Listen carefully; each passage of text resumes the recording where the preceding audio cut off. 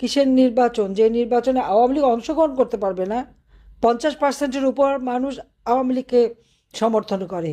সেই আওয়ামী লীগকে ব্যান করার অবৈধ ক্ষমতাধারী ইউনূসের কোনো অধিকার নাই। কোন অধিকার বলে সে বলে আওয়ামী লীগ ব্যান্ড? কোন যোগ্যতার বলে? ডাকাতি করে ক্ষমতা দখল করেছে।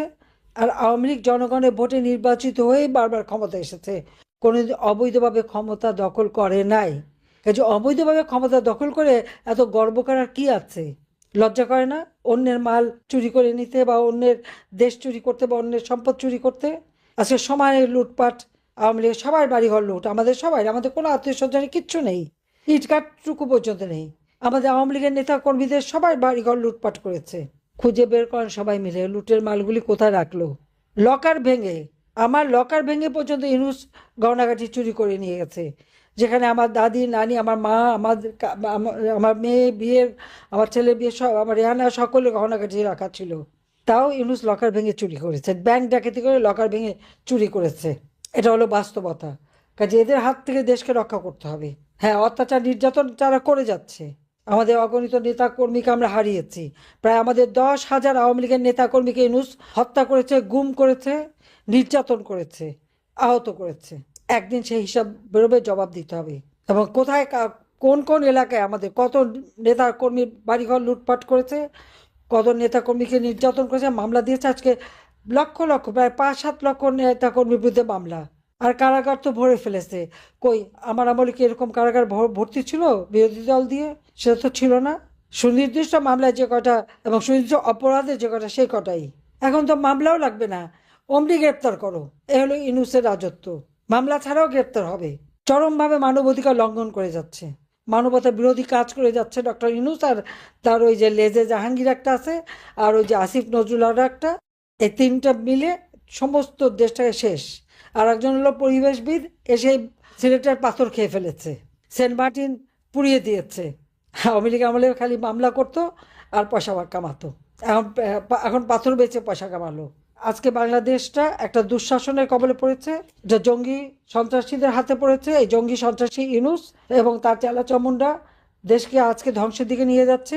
এই দেশকে রক্ষা করতে হবে সকলকে ঐক্যবদ্ধ হয়ে। সব কিছু ভুলে যে সবাই এক হয়ে দাঁড়াতে হবে, রুখে দাঁড়াতে হবে। আর যেখানে নৌকা নাই, আওয়ামী লীগ ইলেকশন করতে পারবে না। আওয়ামী লীগের ভোটাররা কেন যাবে ভোট দিতে? অনেক জায়গায় হামলা দেওয়া হচ্ছে, হুমকি দেওয়া হচ্ছে। কেন? ভোট দেওয়া তার স্বাধীনতা, মানুষের ইচ্ছা। সে ভোট কাকে দেবে না দেবে সেটা তার স্বাধীনতা। কিন্তু এখন তো ভোট আগেই হয়ে গেছে, রেজাল্ট আগেই হয়ে যাচ্ছে। এটা হলো বাস্তবতা। হ্যাঁ না ভোটের হ্যাঁ আগেই হয়ে যাচ্ছে। তো এটা কোন ধরনের মানে উন্নতিটা করলো, আমার প্রশ্ন। অন্ধকার কেটে যাবে, নতুন সূর্য উদিত হবে। জয় বাংলা, জয় বঙ্গবন্ধু, বাংলাদেশ চিরজীবী হোক। আওয়ামী লীগ নির্বাচন করতে পারবে না। আওয়ামী লীগের অপরাধটা কি?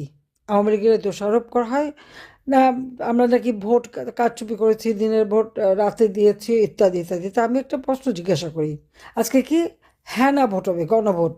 এই গণভোটের আমরা রেকর্ড দেখেছি জিয়াউর রহমান আমলে। জাতির পিতা বঙ্গবন্ধু শেখ মুজিবুর রহমানকে হত্যা করে সেই খুনিদের দোষর জিয়াউর রহমান অবৈধভাবে ক্ষমতা দখল করলো। সে তখন সেনাপ্রধান, কারণ বঙ্গবন্ধুকে হত্যার জন্য সে পুরস্কার হিসেবে পেয়েছিল সেনাপ্রধান হওয়ার পদ। তাই একাধারে সেনাপ্রধান, আবার ওদিকে সে তখন আবার নির্বাচন দিল কি হ্যাঁ না ভোট। তখনকার নির্বাচনে 77 সালে সেই হ্যাঁ না ভোটের ইতিহাস যদি দেখেন, তখন হ্যাঁ বাক্স পাওয়া ছিল, না বাক্সে নাকি হদিসই ছিল না। প্রশাসনিক যন্ত্র থেকে শুরু করে সকলকেই ব্যবহার করা হয়েছিল। ভোট পড়তে পড়তে সে ভোট নাকি 110% হয়ে যায়। তো কোনো এক বিদেশি সাংবাদিক জিজ্ঞেস করেছিল যে 110% হলো কিভাবে। তার জবাব কিন্তু জিয়া রহমান দিতে পারে নাই। আজ এরপরে আবার আমরা দেখি এখন আজকে অবৈধভাবে, অসাংবিধানিকভাবে জঙ্গিদের ব্যবহার করে, মানুষ হত্যা করে, মানুষের লাশের উপর পাড়া দিয়ে ডক্টর ইউনূস যখন ক্ষমতা দখল করেছে, সেও আবার এখন হ্যাঁ না ভোট দিচ্ছে। কিন্তু এই হ্যাঁ না ভোটে তার যে প্রক্রিয়া একই ধরনের, তার রেজাল্টটাও কি সেটাও জানা যাবে। কারণ ইতিমধ্যে আপনারা দেখেন যে দেশের সকল সরকারি এবং স্বায়ত্তশাসিত যত কর্মকর্তা কর্মচারী আছে, যতগুলি অফিস আদালত আছে, সকলের কাছে নির্দেশ চলে গেছে যে হ্যাঁ ভোট দেওয়ার জন্য তারা প্রচার করবে এবং হ্যাঁ ভোট দেবে। এটা কী ধরনের নির্বাচন হলো? কিভাবে মতামত হলো? সেটা আবার প্রশ্ন। ডক্টর ইউনূসকে এই প্রশ্নের জবাব দিতে পারবে যে সে কিভাবে পুরো সরকারি মেশিনারিজ কাজে লাগাচ্ছে? আইন শৃঙ্খলা রক্ষাকারী সংস্থা, সেনাবাহিনী, পুলিশ, বিডিআর, আনসার বিডিবি থেকে শুরু করে যত স্বায়ত্তশাসিত প্রতিষ্ঠান বা সংবিধিবদ্ধ যতগুলি প্রতিষ্ঠান আর সরকারি কর্মচারী তো আছেই, সকলের কাছে নির্দেশ চলে গেছে হ্যাঁ ভোট দেওয়ার জন্য প্রচার চালাও, হ্যাঁ ভোট দাও। তো ভোটের রেজাল্ট তো হয়ে গেছে, তার কোনো সন্দেহ নাই।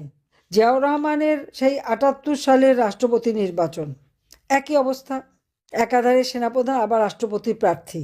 সংবিধান শুধু লঙ্ঘন না, আমাদের মানে সেনা আইন যেটা রুলস, আর্মি রুলস অ্যাক্ট, সেগুলো সে ভঙ্গ করে তার রাষ্ট্রপতি নির্বাচন করার পরে তারপরে তার খায়েশ হলো দল করার।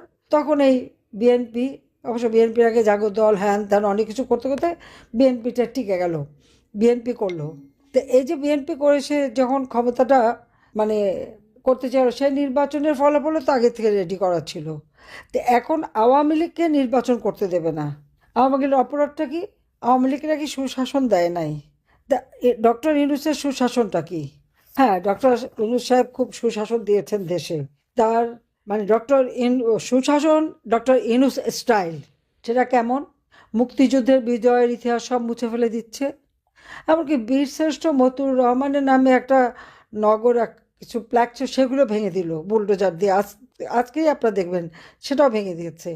জাতির পিতা বঙ্গবন্ধু শেখ মুজিব স্মৃতি জাদুঘর, সেটা ধ্বংস করলো, আগুন দিল, পোড়ালো, ভাঙলো। মুক্তিযুদ্ধ জাদুঘর ভাঙলো, সারা বাংলাদেশের সমস্ত মুক্তিযুদ্ধের স্মৃতিচিহ্ন মুছে ফেলা এবং ইতিহাসও বিকৃত করে দেওয়া হয়েছে। উনি নাকি রিসেট বাটনের টিপ দিয়ে আমাদেরকে নিয়ে যাচ্ছেন সেই পরাজিত শক্তির পদতলে। অর্থাৎ যে পাকিস্তানি হানাদার বাহিনীকে পরাজিত করে বাংলাদেশের লাখো শহীদ রক্ত দিয়ে বিজয় পতাকা উড়িয়েছিল, সেই বিজয়ের গৌরবকে দুই হাতে মুছে ফেলে দিয়ে আজকে আমাদেরকে নিয়ে যাচ্ছে কোথায়? পরাজিতদের নিচে, তাদের অধীনস্থ করার একটা চক্রান্ত চলছে।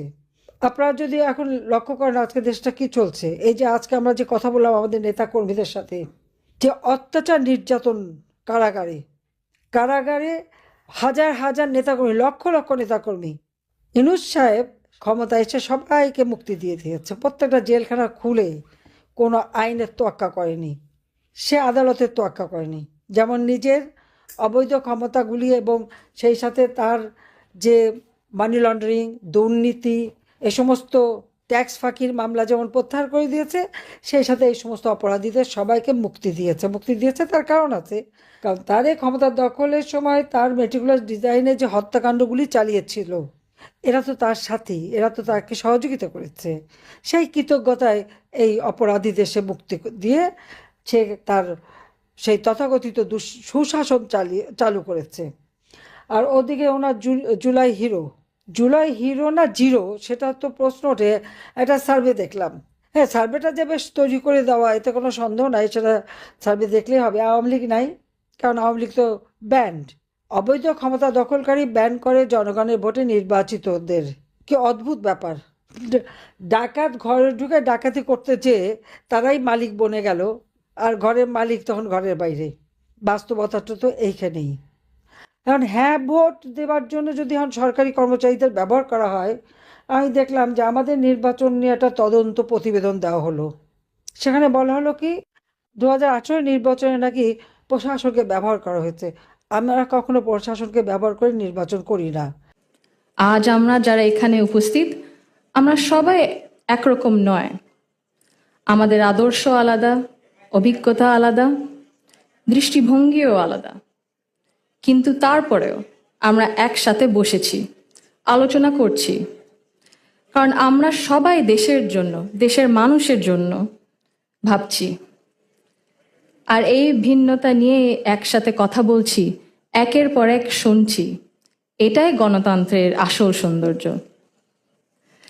আমি আজ এখানে দাঁড়িয়েছি ভিন্ন এক অনুভূতি ও আবেগ নিয়ে। বাংলাদেশের এই পলিসি লেভেলটায় আমার প্রথম বক্তব্য এটা।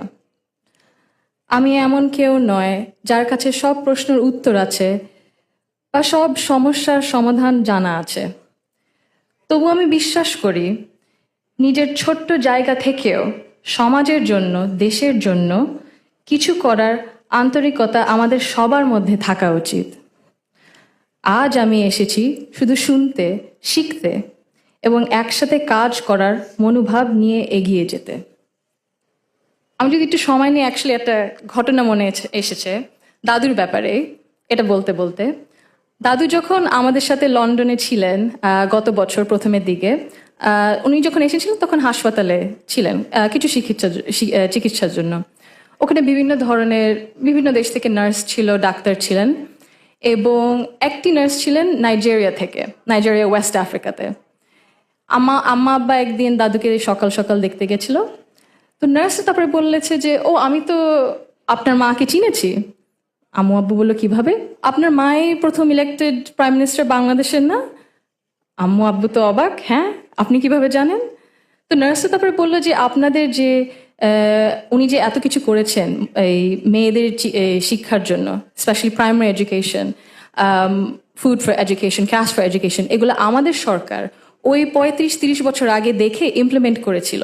আর ওই কারণে লক্ষ লক্ষ মেয়েরা গ্রাম অঞ্চলে, ওদের দেশে গ্রাম অঞ্চলে বিভিন্ন জায়গা সদরে এখনো শিক্ষা পাচ্ছে, অন্তত প্রাইমারি এডুকেশন লেভেলে। সো